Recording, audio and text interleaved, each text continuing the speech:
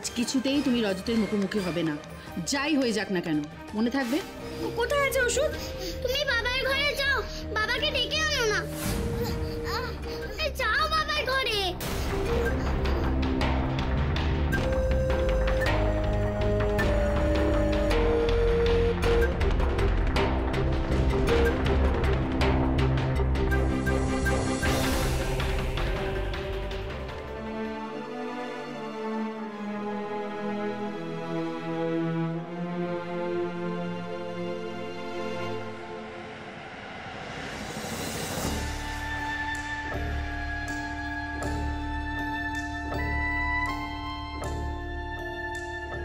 আমি রাইকে বিয়ে করব। পুরোহিত মশাই, আপনি বিয়ে শুরু করার ব্যবস্থা করুন।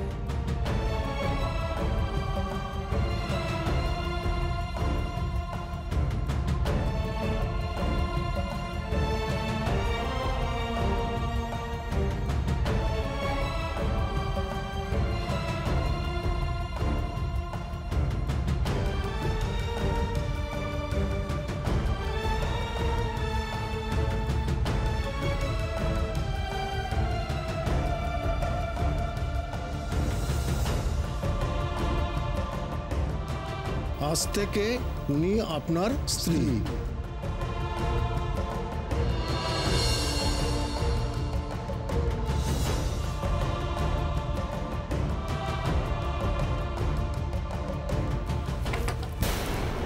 কে? আমি। রাই, এত রাতে? রাই, এত রাতে আপনি সব ঠিক এভাবে মুখ ঢেকে?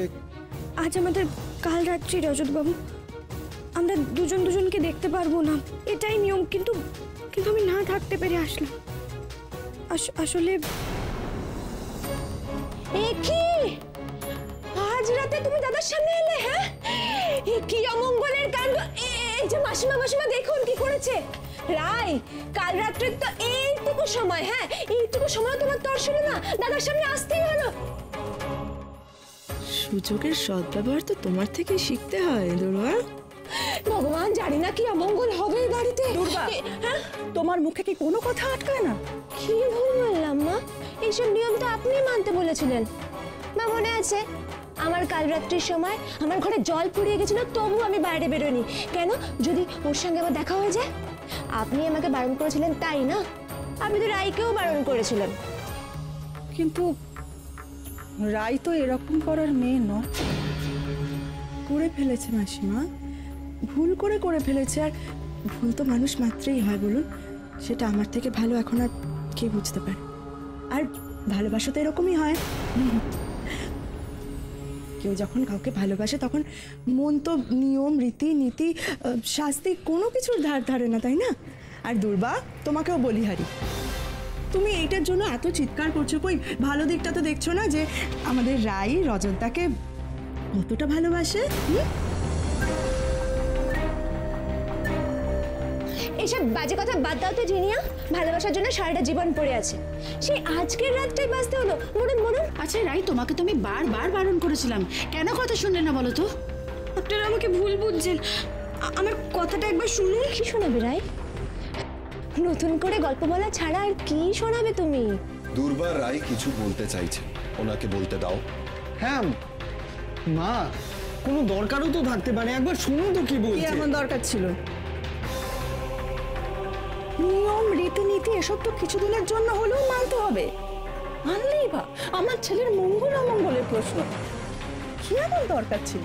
একটা রাতও না দেখা করে থাকতে পারলে না? দরকার হলো আমার কাছে আসতে। আমি ওনার সঙ্গে দেখা করতে আসিনি, বিশ্বাস করুন। আমি এসেছি গুবলাইয়ের জন্য ওষুধ নিতে। গুবলাইয়ের খুব পেটে ব্যথা করছে, ও বারবার ওর বাবাকে ডাকার জন্য কাঁদছে। কি? গুবলাইয়ের শরীর খারাপ, আমায় ডাকছে?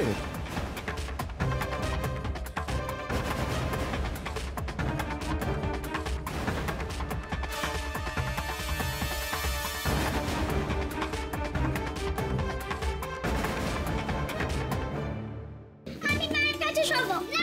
আমি তুই বাবা আসার জন্য তো তুই মানা করছিলিস, তাই বলে তুই বাবার কাছে শুবি না? তুই কি হয়েছে? এই তো বাবা এসে গেছে। বাবা!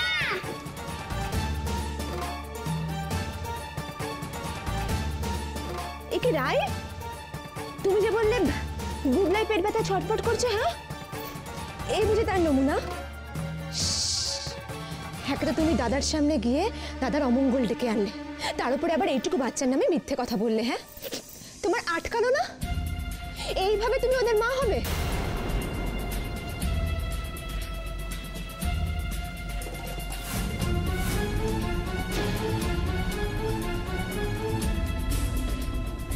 তবে কি ওনাকে ডাকার জন্যই ওরা?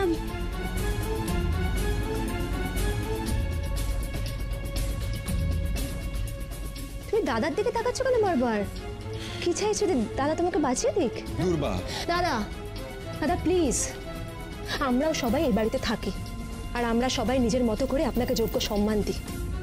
আমরা সবাই আপনাকে ভালোবাসি দাদা, কেউ চাইবো না যে আপনার অমঙ্গল হোক। না, ওনার কিছু হবে না। ও, এই ধারণা থেকেই বুঝি তুমি দাদার সঙ্গে দেখা করতে গিয়েছিলে? হ্যাঁ মা, মা শুনতে পাচ্ছেন আপনি কথাটা? হ্যাঁ, তার মানে যে আপনি দাদার সঙ্গে আজকে দেখা করতে বারণ করেছিলেন, মানে এটা কোনো কারণই নয়। হ্যাঁ, দাদার কোনো অমঙ্গল হবে না, এটা রাই বিশ্বাস করে। না দুর্বাদি, আমি সেটা বলতে চাইনি। রাই, তুমি যে আমাদের বললে গুবলাইয়ের খুব পেট ব্যথা করছে, কোথায়? ওরা তো দিব্যি খেলাধুলো করছে, তাহলে কেন এই কথাটা বললো? মাসিমা, আপনি ওকে কেন জিজ্ঞেস করছেন? হয়তো মিথ্যে কথাই বলবে, তাই না? মিচকাম্মা, গুবলাই, বড়দের মাঝখানে কথা বলতে নেই।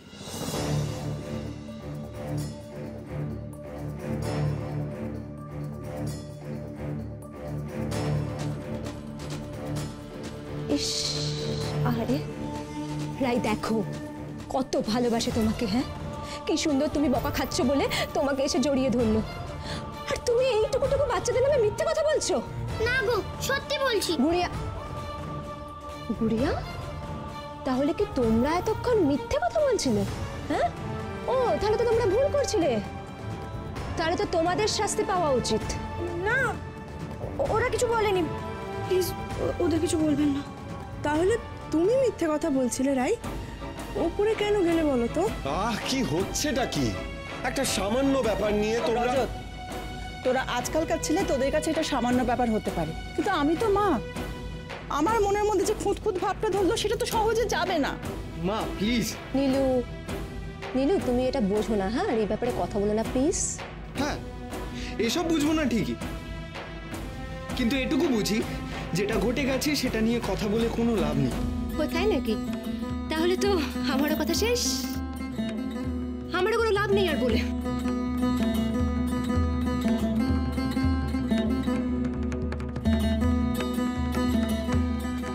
কাঁদিস না ভাই, কাঁদিস না, মাকে কেউ বকবে না। তুই সত্যি কথাটা বলে দে না দিদি, দেখ না আমাদের মা কেমন বকা খাচ্ছে। কি রে, কি সত্যি কথা? আমি আর ভাই মিলে মাকে মিথ্যে কথা বলেছিলাম যে ভাইয়ের পেট ব্যথা করছে, যাতে মা বাবাকে একবার ডাকে। কোনোদিনও তো আমরা একসঙ্গে ঘুমাইনি, তাই খুব ঘুমোতে ইচ্ছে করছিল একসঙ্গে। মা বারণ করেছিল, তাও আমরা মিথ্যে কথা বলেছি।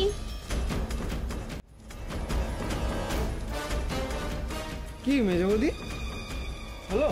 নীলু, বাচ্চারা তো বাচ্চা বলে বলেছে, কিন্তু আমাদের রাই তো আর ছোট নয়, তাই না? আমি তো ওষুধ আনতে গেছিলাম।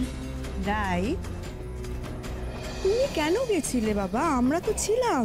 হ্যাঁ হ্যাঁ, সেটাই তো আমার বক্তব্য, যে আমরাও তো ছিলাম, তুমি তো আমাদের ডাকতে পারতে রাই, তা না করে তুমি সোজা দাদার ঘরে চলে গেলে। হ্যাঁ, তুমি মনে হয় নিয়ম কানুন কিছু মানো না, তাই না?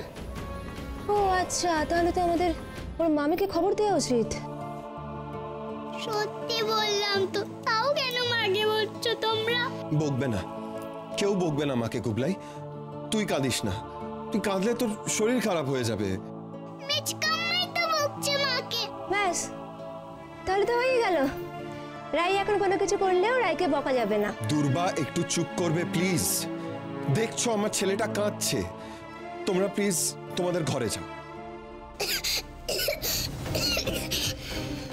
গুবলাই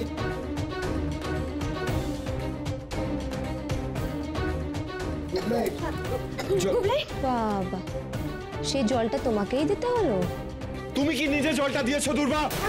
থাক হাজর থাক, আমাকে দাও দেখি, আমি দিচ্ছি। ভাই ভাই আগে এসো তো, এসো এসো, এই বসো বসো, শান্ত হয়ে বসো বসো। এই না লোক খেয়েছে না ভাত। আমি বলছি কিচ্ছু হবে না, তোমার মাকে কেউ বকবে না, আমি বলছি তো। শাক শাক শাক শাক। এই দেখো,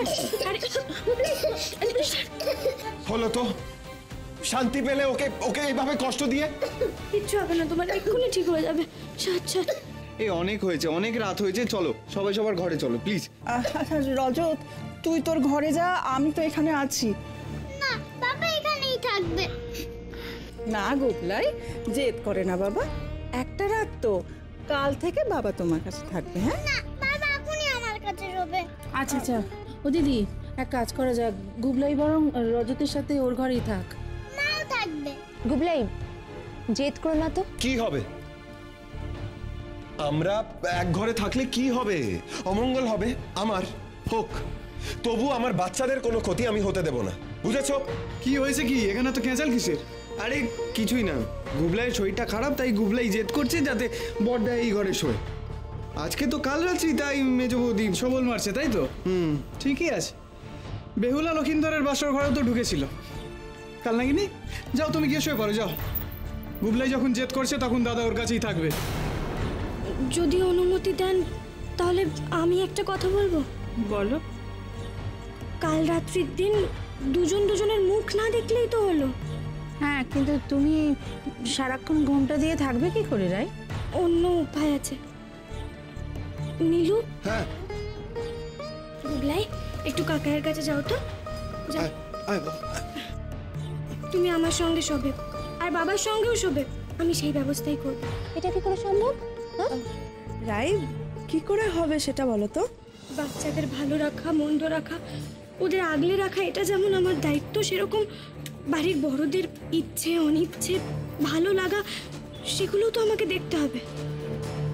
সব দিক যদি একসাথে রক্ষা হয় তাহলে ক্ষতি কিসের? আমি এই ঘরের পর্দাটা টেনে দিচ্ছি, রজতবাবু পিসির খাটে শুয়ে পড়বেন আর আমি গুড়িয়া গুবলাইকে নিয়ে এই খাটে। হ্যাঁ, এইটা বেশ ভালো ব্যবস্থা হলো, বলুন দিদি? হ্যাঁ ঠিক আছে। সত্যি তোমার বুদ্ধির জবাব নেই রাই বড় বৌদি।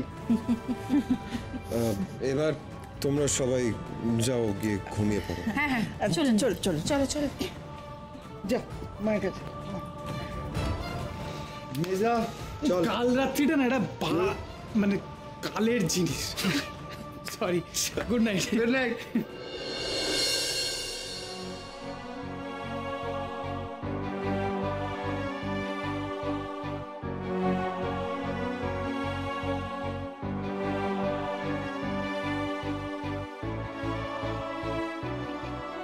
আপনি ওই পারে থাকুন, আমি এই পারে থাকছি, যদি দরকার পড়ে আপনাকে ডাকবো। হ্যাঁ ঠিক আছে।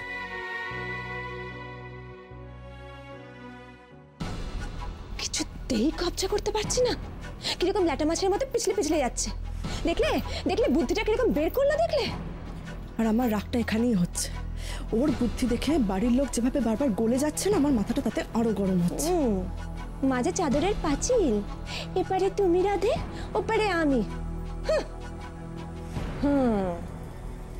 ওটাই হবে, ওটাই হবে। তোমাদের মাঝখানে পাঁচিলই থাকবে, কিছুতেই এক হতে দেব না, কিছুতেই না। বাবা, এই পাঁচিলটাকে যদি চিরকাল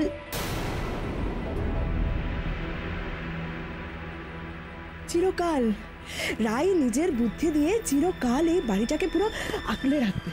হ্যাঁ, বাড়ির বড় বউ, তাই না? এই দুর্বা, আমার না ভীষণ ঘুম পাচ্ছে, মাথাটা হঠাৎ করে খুব ব্যথা করছে, আমি ঘুমোতে গেলাম। হ্যাঁ, গুড নাইট। না মানে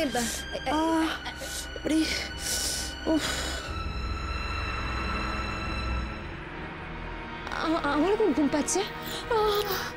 দাঁড়াও, কি হলো? কি গুলতানি হচ্ছিল গো? কুলতানি? শুনলেই তো যে আমরা রাইয়ের প্রশংসা করছিলাম। সেই জন্যই তো, মানে ভূতের মুখে রাম নাম দেখেই তো খটকাটা লাগছে। এই কি কি কি কি বলতে যাচ্ছ তুমি? না না না, আমি কিছু বলতে চাইছি না, আমি তোমার সাথে একটা পরামর্শ করতে চাইছি। দেখো দুর্বা, তুমি খুব ভালো করে জানো যে আমার দাদার জীবনটা এতদিন খুব কষ্টে কেটেছে, খুবই। দাদা তো নিজের মতো করে বাঁচতেই পারতো না, সুখ পাওয়া তো দূরের কথা। হ্যাঁ, আমি চেয়েছি দাদা সুখী হোক, খুব স্বার্থপরের মতোই চাইছি। বাড়ির সবাই তো চেয়েছে দাদার এই জীবনটা নতুন করে শুরু হোক। আজ দাদা এই জীবনটা নতুন করে শুরু করতে যাচ্ছে। দুর্বা, বলো তো আমার কি করা উচিত? যদি এই সময় কেউ এসে বাধা দেয়, আমি তাহলে তাকে কি করা উচিত? আমার তো মনে হয় আমার তার লাইফটা হেল করে দেওয়া উচিত, তার সব সুখ কেড়ে নেওয়া উচিত, তার সংসারটা ভেঙে দেওয়া উচিত। এসব তুমি আমাকে কেন বলছো? শুধু এটাই নয়, আরো একটা কথা বলছি, সাবধান। Good night.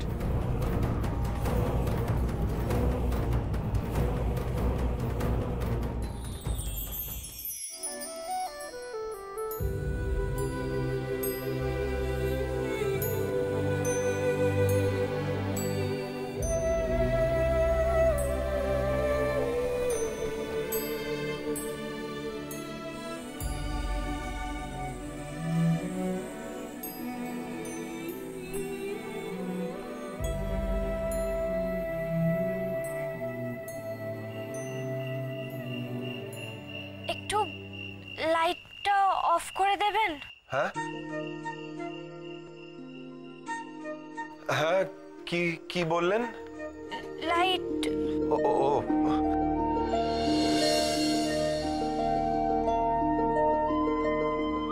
থাক না লাইট। গুবলাইয়ের অসুবিধে হচ্ছে। ও আচ্ছা, হ্যাঁ।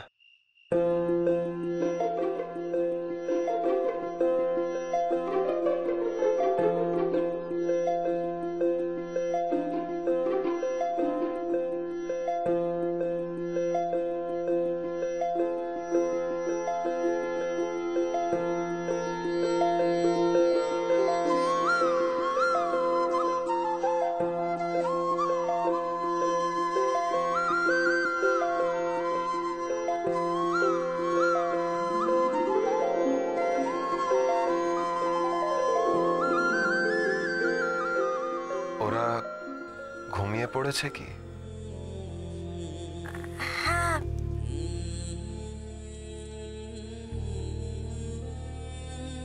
এবার তাহলে আমি যাই।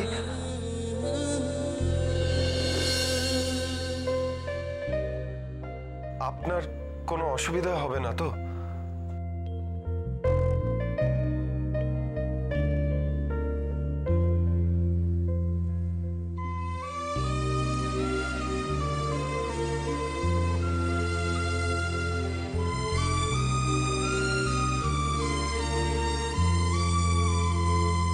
বাচ্চাদের হতে পারে, ওদের যদি আবার ঘুম ভেঙে যায়।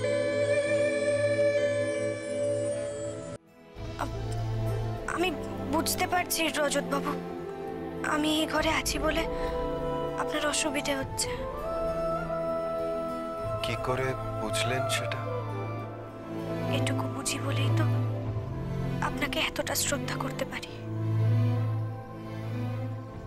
কিন্তু আমার তো আর থাকার কোনো প্রয়োজন নেই। আপনার প্রয়োজন আছে কিনা সেটা আপনি কি করে বুঝবেন? বুঝবে তো আপনার কাছের মানুষগুলো। আমি গুড়িয়া গুবলাইয়ের কথা বলছি। ওরা ওদের মা বাবাকে একসঙ্গে চায়। ওরা ঘুম থেকে উঠে আপনি নেই দেখলে আবার কান্নাকাটি করবে।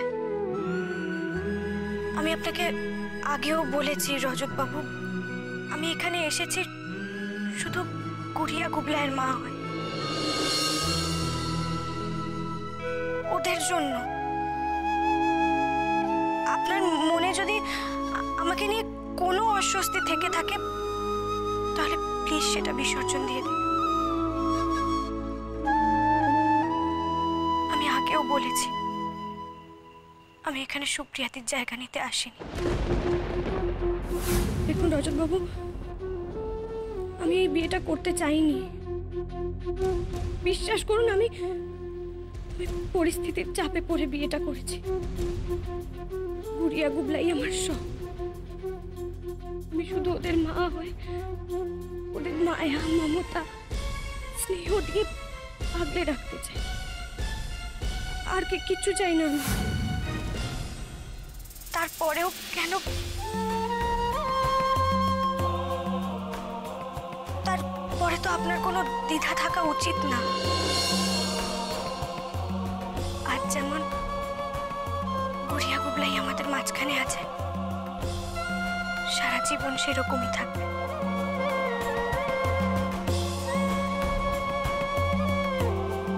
ওদের ছেড়ে দিয়ে আমি আপনার পাশে কোনোদিন যেতে চাই না।